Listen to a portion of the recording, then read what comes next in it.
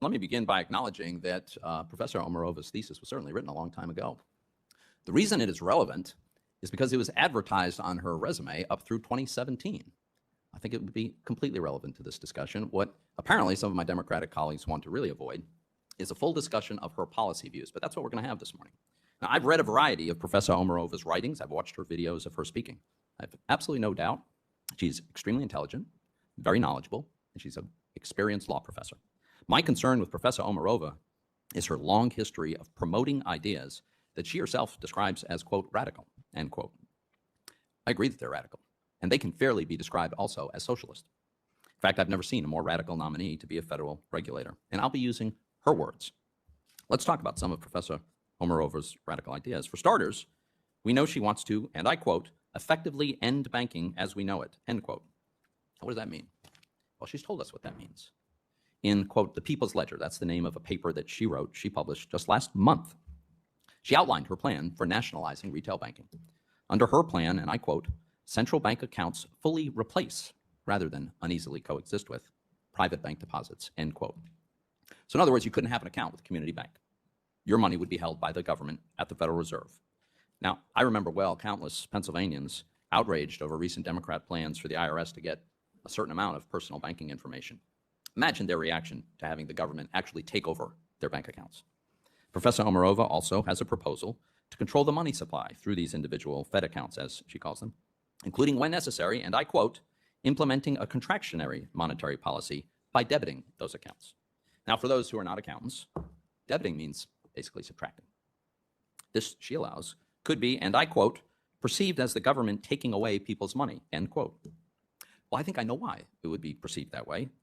Because it would be the government taking away people's money.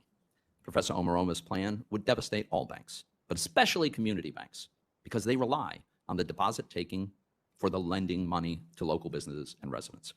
So what would happen to these banks under Professor Omarova's plan to outlaw their business model?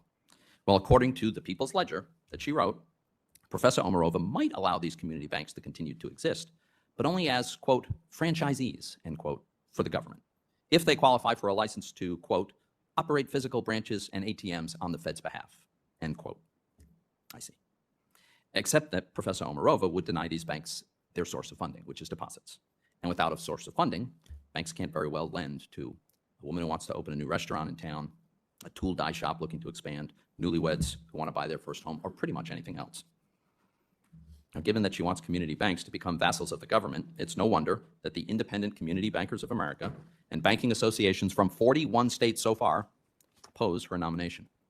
As Ricky Leal, Senior Vice President at First Community Bank in Texas, stated, and I quote, the entire theory in banking, especially local community banking, is based on gathering up deposits from the local community and loaning back out into the local community so that those dollars are cycled through and stay local. You'd lose all that.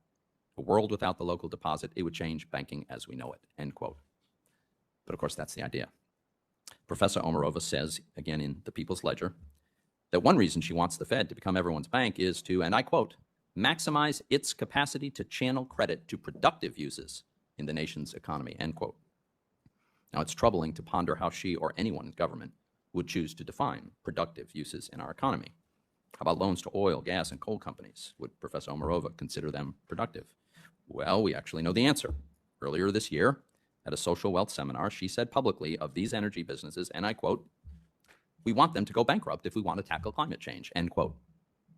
She also said at an investment in decarbonization seminar this year, and I quote, the way we basically get rid of those carbon financiers is we starve them of their source of capital, end quote. And she's created an entire blueprint for how the government could do this, and she has advocated her plan, including in testimony to Congress. Seems to me the last thing we need now, with some Americans paying close to $5 a gallon for gas and home heating costs soaring due to the Biden administration's disastrous energy policies, is a banking regulator who wants to push perfectly legal and economically necessary companies that employ millions of Americans into bankruptcy. But Professor Omarova's radical ideas don't stop there. She has a plan for the government, through the Fed, to replace the free market in setting what she calls, and I quote, systemically important prices, end quote. But these are things she lists. These are things like food, wages, energy. And since the administration's done such a great job on inflation, I'm sure Americans can't wait until the Fed starts directly controlling prices for eggs and milk and rent. And this isn't the only time that Professor Omarova has expressed support for government control on wages. As she tweeted in 2019, Her words, and I quote, "Say what you will about the old USSR, there was no gender pay gap there. Market doesn't always know best." End quote. I suspect Professor Omarova may claim that as comptroller of the currency, she wouldn't have the power to enact all of her radical views. But the truth is the comptroller is a very powerful regulator. It wields enormous powers through bank chartering, regulation, enforcement, and especially through its opaque supervision process. The comptroller is also a member of the FDIC board and the Financial Stability Oversight Council, America's financial superregulator. Professor Omarova may also claim that her writings are just thought experiments. But for the last decade, she's been a consistent, forceful advocate for these radical ideas in her writings, in public statements, and in testimony before Congress.